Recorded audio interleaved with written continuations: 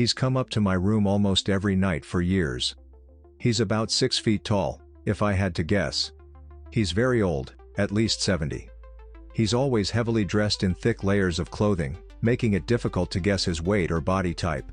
To be completely honest, I'm not entirely sure he is a male. That's just a placeholder pronoun, I suppose.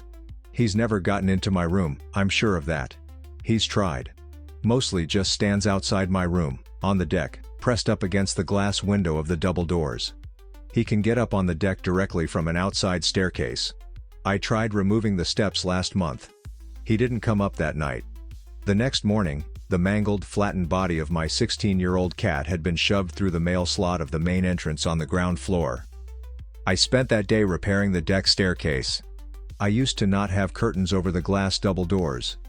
The first night he came, he was in full view.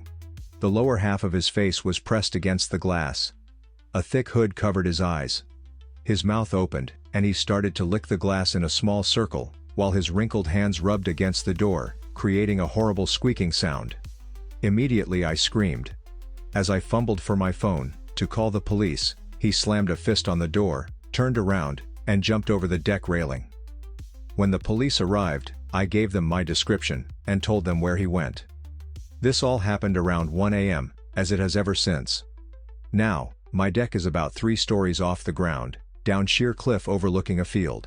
While most people would probably survive the fall, they wouldn't do so without seriously fucking up something.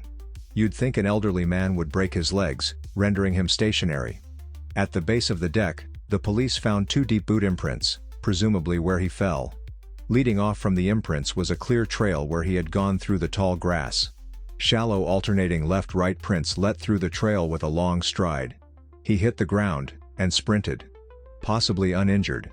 The police followed the trail into the woods at the edge of my property. About 50 feet in, there was a small makeshift camp. It had a brown pup tent, a small fire pit, and a pile of dead rodents. One rodent was skewered over the pit. I told the police I did not want this camp on my property, and it was taken down. Almost every night since, around 1 a.m., he's there. If I call the police, he runs. I bought a shotgun, prepared to defend myself. I sat up, waiting.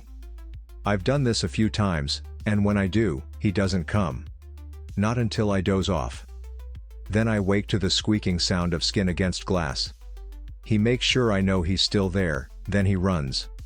If I do anything to prevent him getting up, something of mine breaks the next morning. In the case of my removal of the stairs, he killed my cat. Otherwise, he's always outside, standing on the deck, pressed against the glass. I bought some curtains, and hung them over the doors. I never go out there anymore, and I never pull the curtains back. I only know he's still here because of the horrible squeaking sound. I tried to move out. Tried to sell the house and leave. The morning after I posted the listing, a small note scrawled on birch bark was tossed in my mail slot. On it, the personal details of every member of my immediate family were listed. I pulled the house listing immediately. If I'm ever gone for more than a few days, I come back to broken windows, destroyed houseplants, and dug up yard. After a week-long vacation once, I came home to find all my goldfish fried in a pan on my stove. The police have tried to get me to move away. I don't think I can tell them about the note. I'm almost positive something bad will happen if I do. Ever since the stairs incident, he's gotten bolder. He's been in the house while I'm here, and I think he's always around, not just in the middle of the night anymore. I've caught glimpses of him. I always immediately run to my bedroom. I've heard him fiddle with the lock. I swear I've heard both doors to this room rattle simultaneously. He wants to get in here. For now, I think I'm safe. I have my shotgun in case he tries to attack. While I know he's gotten into the house, I'm sure he'll never get into my room. I've walled myself in, you see. Last time I left this house was when I fixed the outside stairs. I've since walled off the door to my bedroom, and the only way out is through the glass doors on the deck. I'll have to leave eventually, and I know he'll be waiting. If he isn't, then I can only pray for my family.